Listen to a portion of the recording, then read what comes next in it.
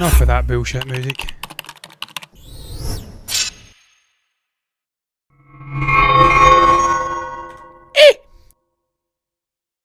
That audio's sounding okay.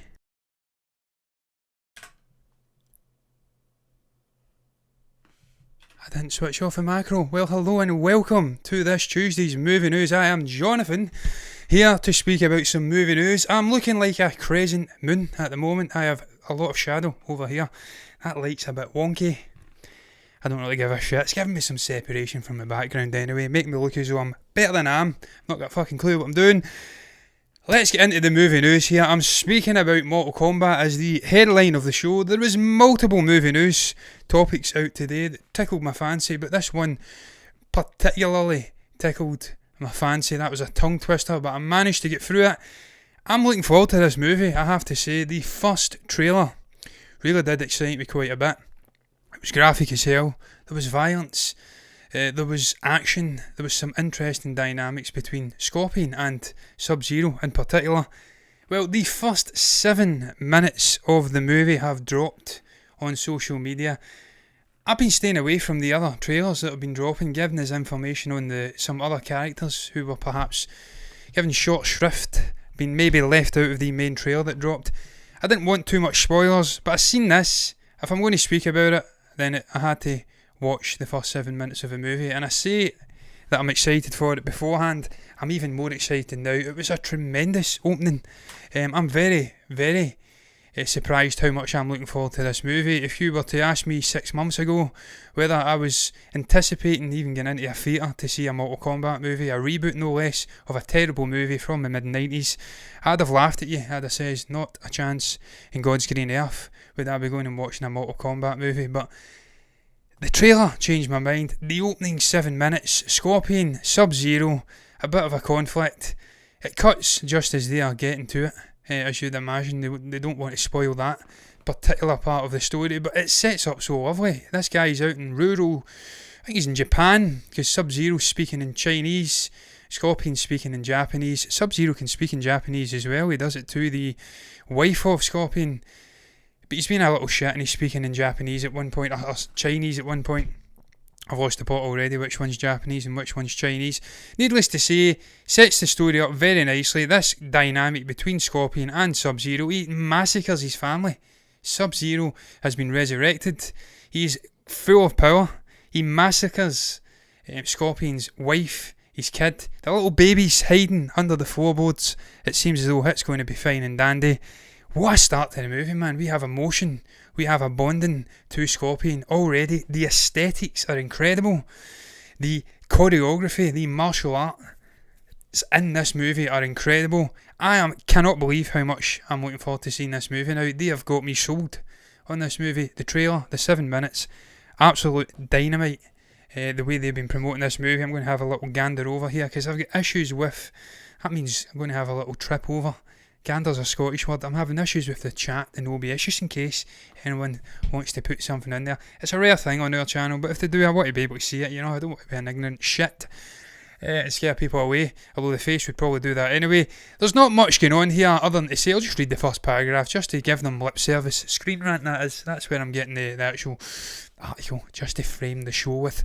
And they say this: the first 7 minutes of the Mortal Kombat reboot have been officially released, revealing the beginning of Scorpion and Sub-Zero's rivalry. The new film stars an ensemble cast including Louis Tan, Joe Taslim, Haruyuki Sanada, Ludi Yin, Lin, I should say. Is that not the pianist?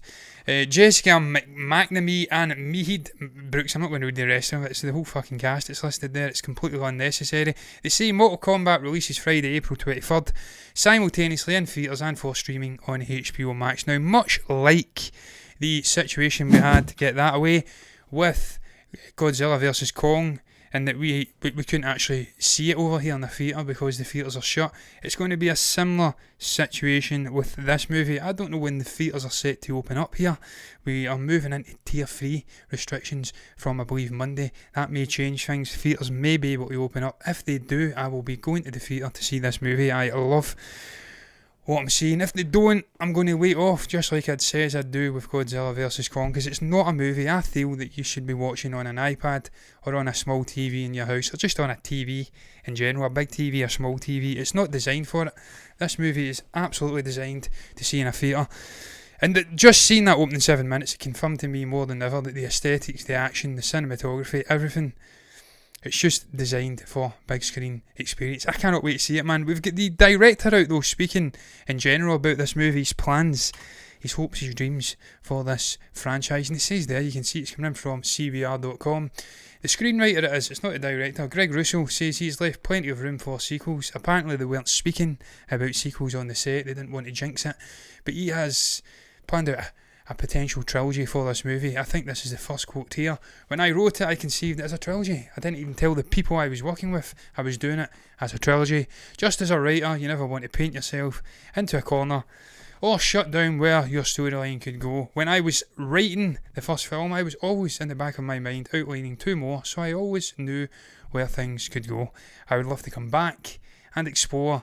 There's just so much of the mythology that we didn't have the time to go into.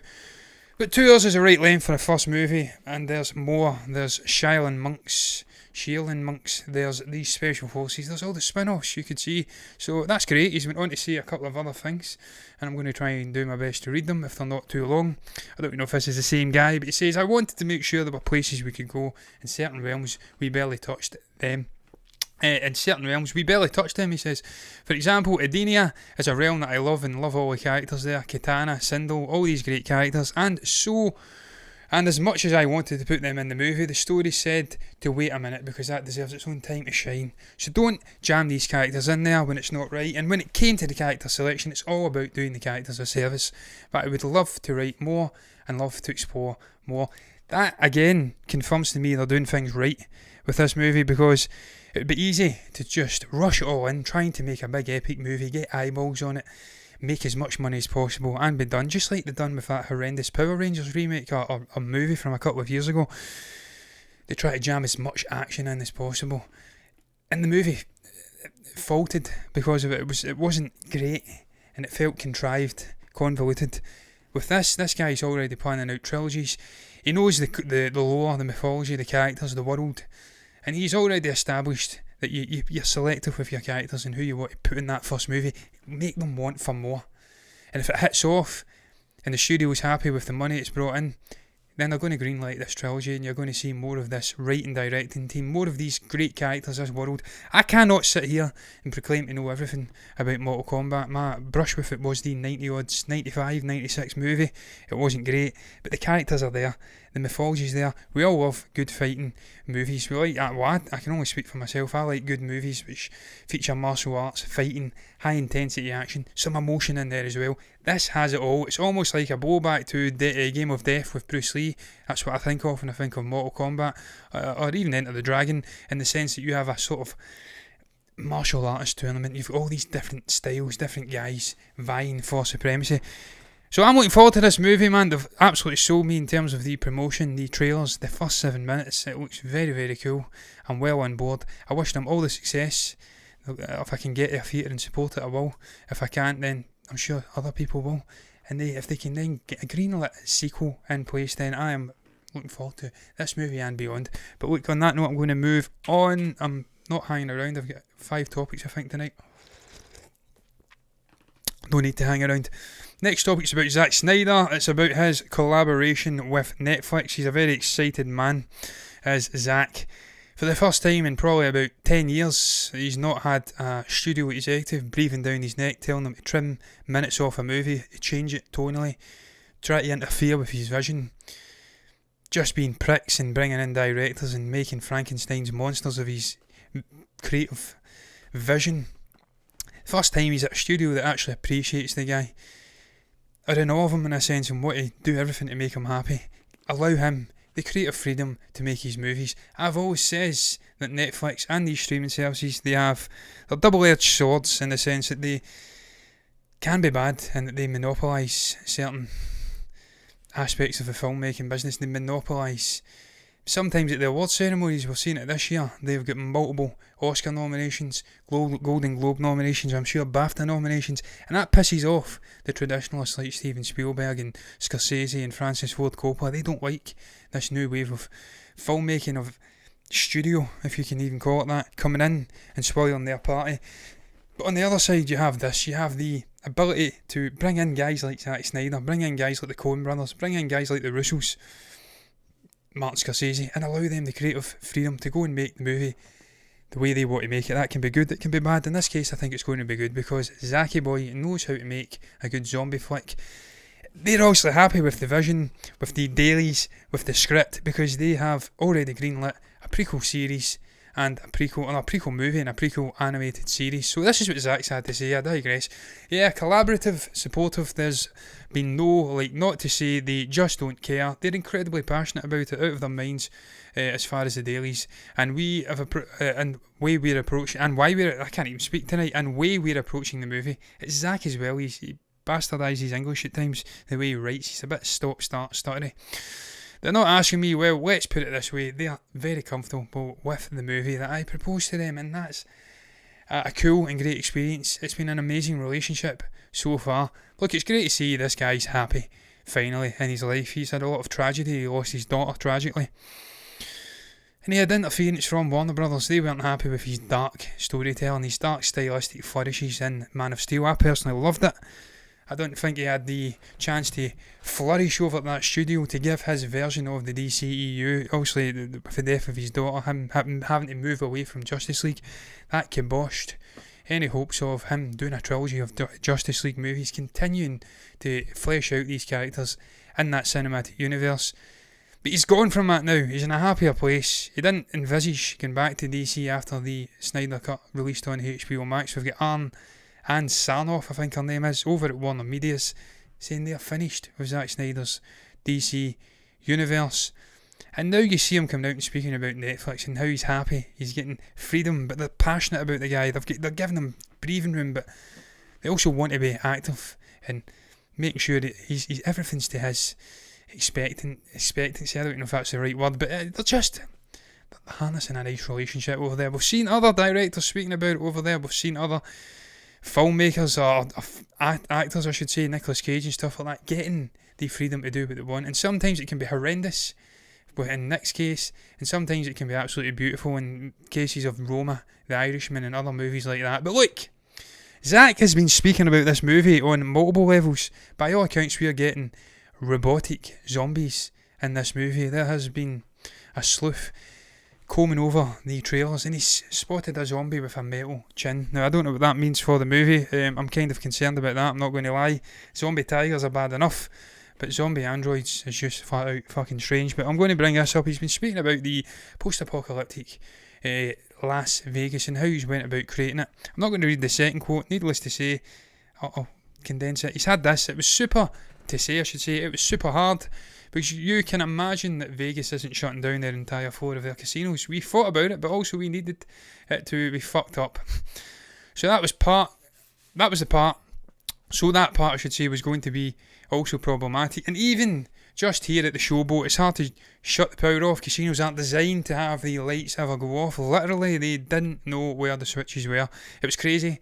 I was like, hey, can you guys shut the lights off? And they were like, what? The lights have been off for like 20 years. I've been off for like 20. Haven't been off for 20 years. I can't fucking read. And you could imagine that the bigger casinos that actually had people in them, that would have been problematic. He goes on to say this. I'm going to quickly just skim over it. In a sense, they've scanned the entirety of Las Vegas, the strip. They had longer times to look into the strip, get it all scanned, the exterior, so they could then have all of the computer-generated imagery of Las Vegas in their midst, and then they could then make it grimy, dark, post-apocalyptic. And that's going to aid in just make the experience of this movie so much better, because there's going to be an authenticity. They've actually been there, boots on the ground, and painstakingly mapped out the whole city. And when you get into the movie, and hopefully they have filmed part of it there, practical, I would hope it's not all CGI, blue screen of death shit that we got from George Lucas. Hopefully there has been some on-set practical shoots and they can tart it up with this post-apocalyptic version.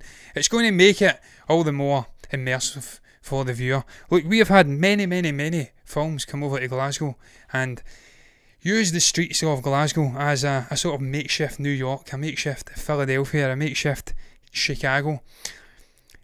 And it takes you out the movie when you watch it and you realise that's definitely not New York. That is George Square in Glasgow.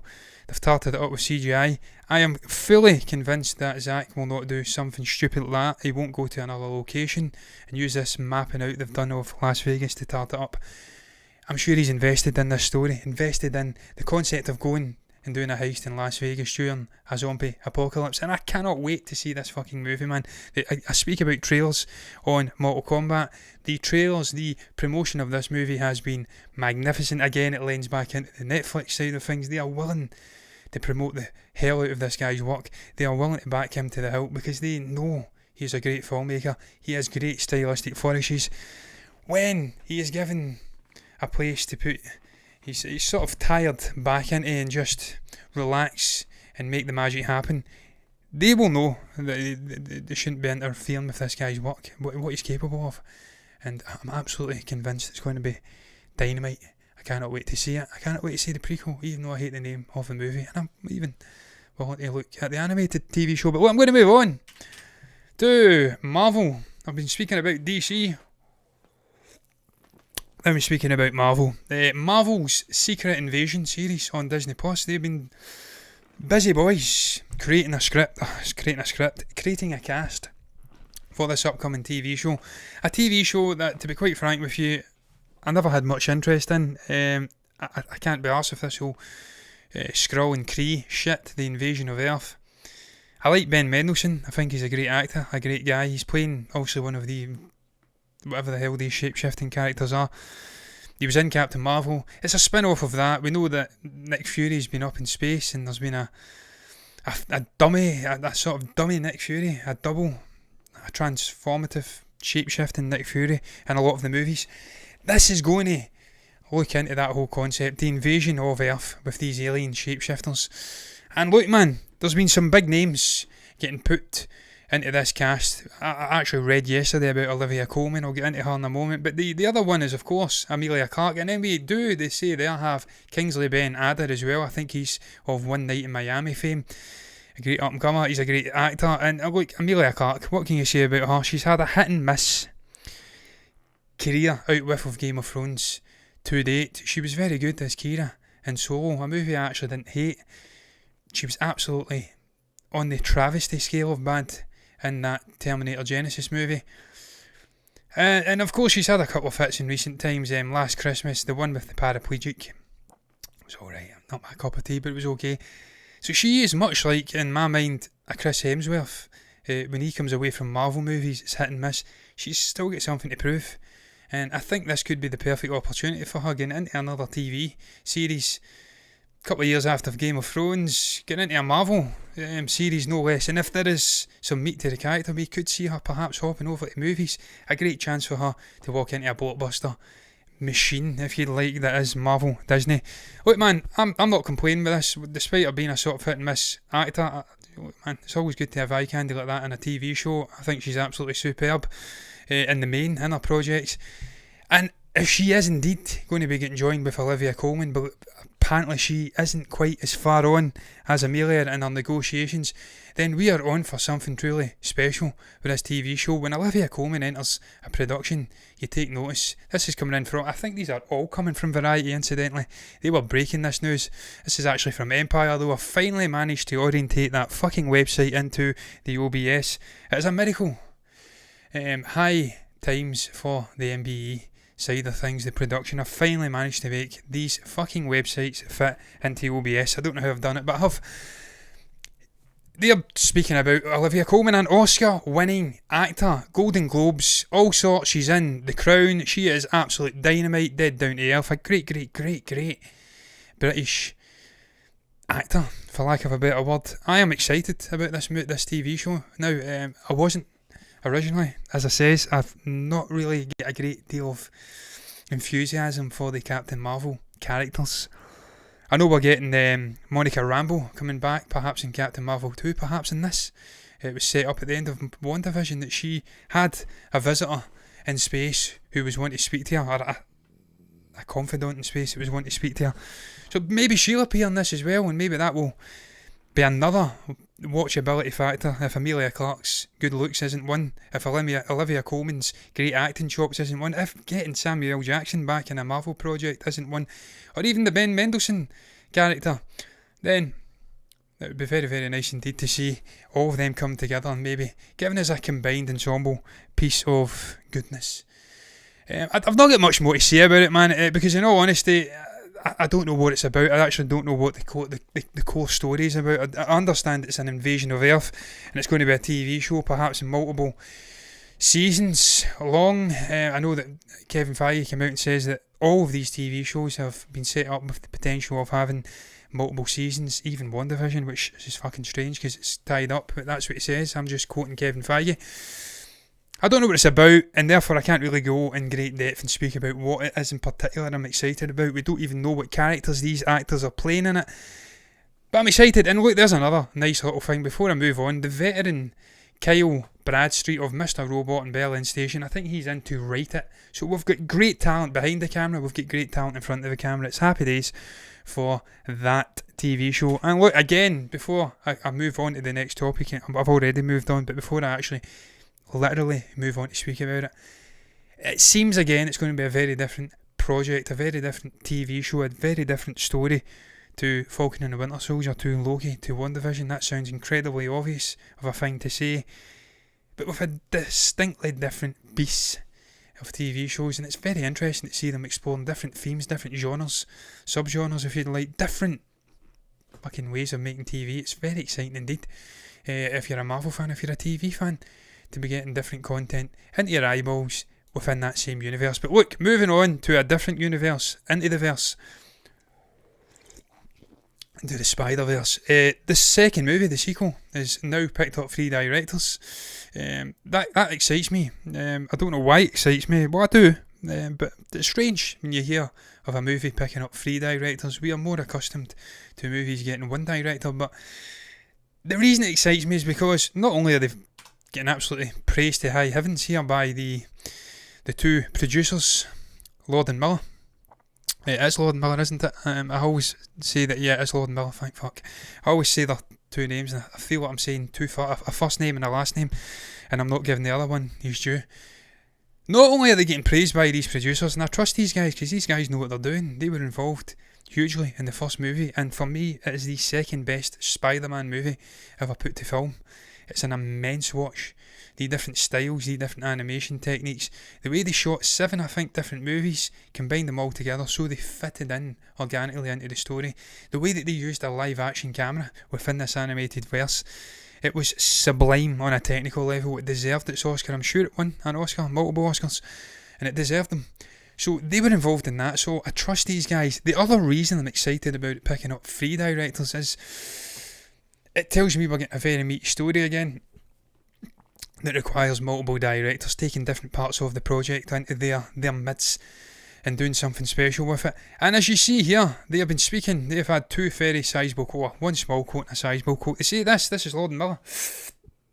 I don't know which one it is. It says it, but yeah, the crew behind Spider-Man Into Spider-Verse set such a ridiculously high bar, and we are humbled to take on the challenge of charting the next chapter in the story of Miles Morales, Don Santos, Powers and Thompson said in a joint statement. So it isn't Lord and Miller. I take back everything I fucking says. It is just random producers speaking about it, but I trust it. Oh, there you go, Chris Miller did say it. Yeah, I'm not losing the plot after all. I did read this article before I came on.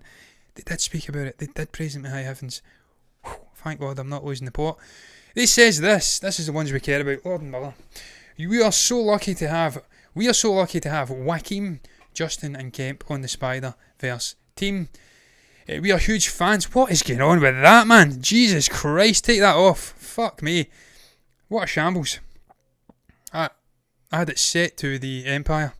website, and now I've had to orientate it back to the normal websites that are not horrendous. My God. We are so lucky to have Joaquin, Justin and Kemp on the Spider-Verse team.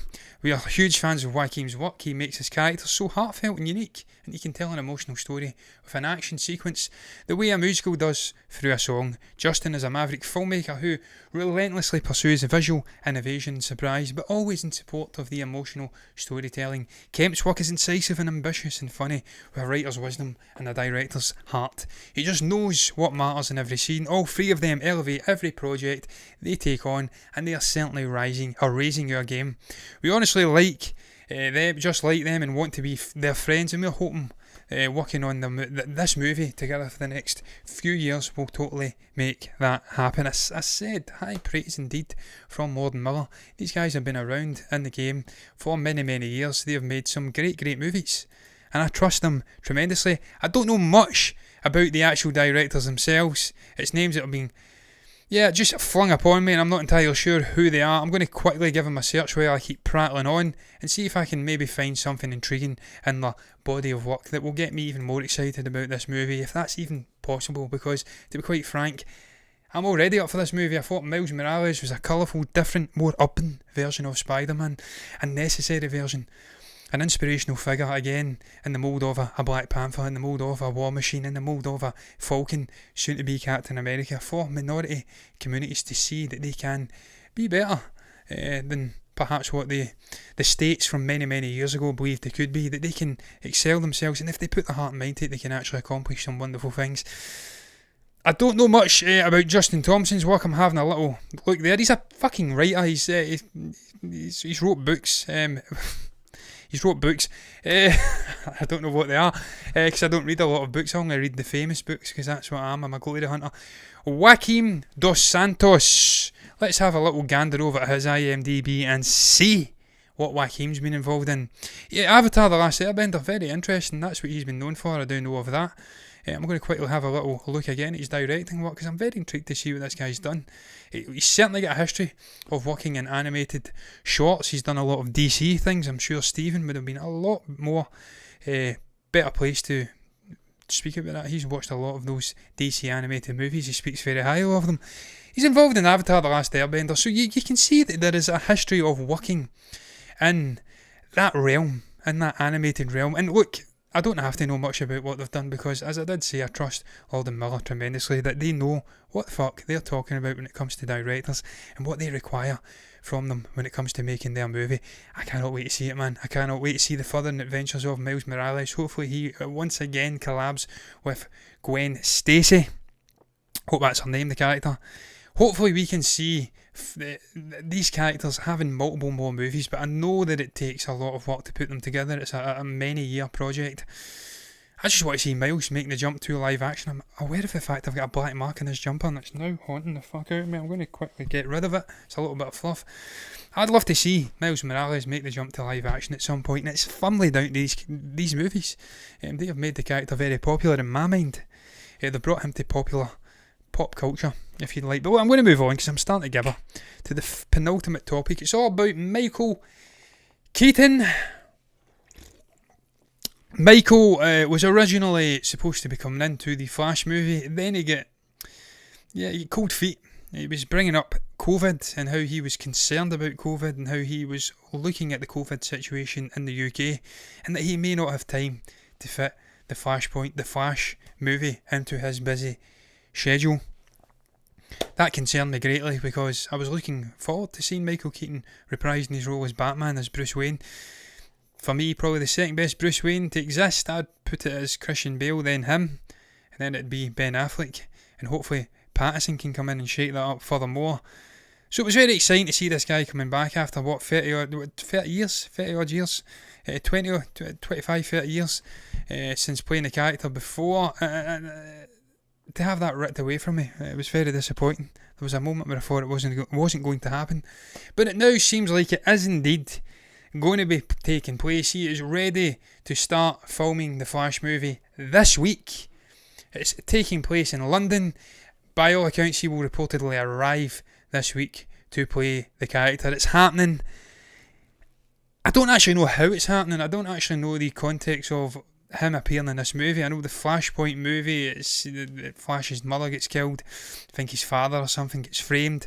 Or someone gets framed. His father sends him back in time. He goes back in time, tries to right the wrong. And he meets various different figures in the comics. That's my short, bastardised memory of the Flashpoint story. So it's possible he could go back in time and see go into different universes and see, or multiverses, and see this version of Batman. I don't know the context of him appearing, but I'm quite happy to see him appear nonetheless. Just make it fucking happen. And the more interesting thing is that it was actually Ezra Miller, I'm sure, who put this script together. He championed this script. There was an original directing team on board. There was a tussle for power, a tug of war between the two over the tone, over the way the story was going to flow. And Ezra had, I think, 3 months to put a script together, present it to DC, and win them over. He won them over. The movie is happening. There was a long, I don't know what you'd even call it, a long pre-production purgatory, and it has now ended. It's starting shooting. Where I'm going with that is that it's even more exciting that Ezra's mapped something out for this character. There's clearly a reason, a rhyme and reason for him to be in it. And it's a happy little bonus that it's Michael Keaton's version. It's not Val Kilmer or, God forbid, George Clooney's version. And he's coming to the country to do it. So I'm very, very excited indeed. We are going to have 3 Batman characters in the next year or so. And that is happy, happy days for me. I'm looking forward to Pattinson's Matt Reeves take. I'm looking forward to seeing Ben Affleck coming back in Flashpoint. I'm pretty sure it was confirmed he was coming back. He's an important figure for the Flash. For Barry Allen, had to think about that there.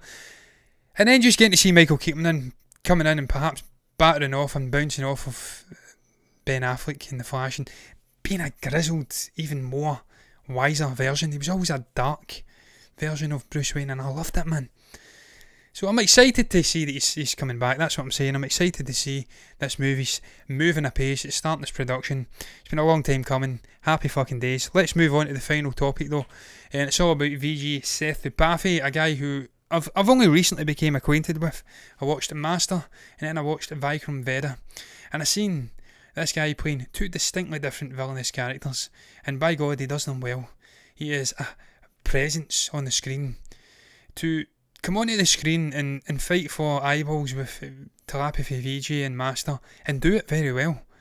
A guy who, when he's on the screen, you take notice, your eyes are immediately drawn to Telepathy because he's got that presence, he's got that charisma. For him to come on the screen, combine with that character, especially at the end of course, and fight for the eyeballs, you're drawn to him as much as you're drawn to Telepathy. I think that speaks volumes for his acting ability, for his sheer screen presence. And again in Vikram Vedha, he played a kind of villain. He wasn't really a villain, he was a sort of, it was a duology, morality story, a dual moral story if you'd like. Good guy, bad guy. What makes a bad guy? Is a bad guy a criminal because he's a criminal? Is a good guy a cop because he's a cop? Can you have bad cops? Can you have good criminals? It explored that story, and VJ was by far the standout, even alongside Ahmad Haven, who was very, very good. Where am I going with this? Well, it is looking like he could be starring in the upcoming Lokesh Kanagaraj Vikram movie alongside Kamal Haasan and another big name actor that's coming in from India Times. And I'm just going to read the whole article because they always keep it succinct, and I like that. They're much better at writing and getting to the point than Western publications who like to speak for an eternity and go nowhere really. I don't care about their theories, I just want to hear about the story, and this is what the Indian publications do, and I love it. They had this to say: Vijay Sethupathi is one of the busiest actors down south and is doing films across languages. Yes, he's doing a pan-Indian movie, I think, or doing a North Indian movie, so he's jumping that divide. Apart from leading roles, Vijay Sethupathi also portrays antagonists and supporting roles. Now, the latest report is that, thank you Harley for interrupting me, Labrador interrupting my concentration, don't appreciate that. Sit down, bitch. Take that back, Harley, you're not a bitch, I love him tremendously. Now, the latest reports, I'll come back to it, is that Vijay Sethupathi will take on an important call on being part of Kamal Haasan's Vikram. Reportedly, Vijay Sethupathi has been approached to play a role in Kamal Haasan's starrer Vikram, directed by Lokesh Kanagaraj, who's a great, great director on a mesmeric rise to the top. He's working with everyone, really. And however, he hasn't signed the dotted line since he's already busy with other films. At the same time, Vijay Sethupathi didn't want to miss the big opportunity, thus he's thinking of making a new schedule. Vijay Sethupathi has revealed the information is on in his recent interview with an online portal, and let's wait to see what he decides. It is noteworthy that Vijay Sethupathi was the villain in Lokesh Kanagaraj's last directorial master, and his clash with Vijay worked splendidly for the film's success. It certainly did. He was, as I said, he fought for supremacy in terms of watching him on the screen when they were both on the screen. He was an interesting character too, a man shaped by his life experiences, by just the situations he found himself in. A bit of an opportunist. I don't think he was even that much of a villain. He hanged two young kids. That's fucking villainous, even for a villain's standards. But he was a cool character, that's what I'm saying. And I'll get into that in a moment. Earlier, Fahad Fasal was roped in for a crucial role in Vikram, and the proficient actor replaced Raghava Lawrence. If Vijay Sethupathi joins Vikram, then the film will have three unique actors along with Kamal Haasan and Fahad Fasal. It will surely increase the expectations for the film. Well, my expectations are already high for the film. We reacted to the trailer, and I find it so interesting that they are still probing for villains in this movie, and they've got a trailer out, a teaser of them sitting at a table getting ready to tuck into food. All hell breaks loose at the end. They've put that out as a sort of preliminary look into the movie, and they're still searching for primary roles in this movie, so I find that interesting. That's different. I also find it interesting that Vijay is not immediately took this on, because it's a huge movie. I'd have thought his experience on Master with Lokesh would have made his mind up a lot quicker. It seemed like Telepathy had a great time on the set with Lokesh. We've seen the photographs of them behind scenes, laughing and joking. We've seen Vijay Sethupathi hugging Telepathy. They all seem to have a ball on that movie, so it may just be a manifestation of the man's very busy schedule that he can't immediately say yes, but he's certainly keeping his options open. He's going to take a call, and hopefully he decides to take the role, because, as I says, he makes characters interesting. Even villainous characters you're supposed to hate. He makes them a compelling watch. You almost like them because he is likeable. And I've seen that in Master, and I've seen it in Vikram Vedha. More so in Vikram Vedha, I would say.